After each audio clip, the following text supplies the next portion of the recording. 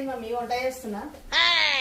ఏం లేదు మమ్మీ, ఇగో ఇవాళ 5,000 మీ అల్లుడు నా దగ్గర అప్పు తీసుకున్నాడు, రేపు ఇస్తాడంట. శ్వేత చెప్పవేంటిది? షాపింగ్? అబ్బా ఇవ్వాలి మీ బావకి 5,000 అప్పు ఇచ్చిండే నేను, రేపు ఇస్తాడంట, రేపు వెళ్దాం. ఏమండి గుర్తుందా? 5,000 రేపు ఇస్తా అన్నావు.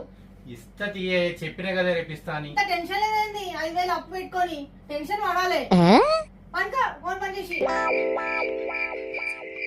ఏమండి లే 5,000 రేపు ఇస్తా అన్నా కదనే. డేట్ చేంజ్ అయింది.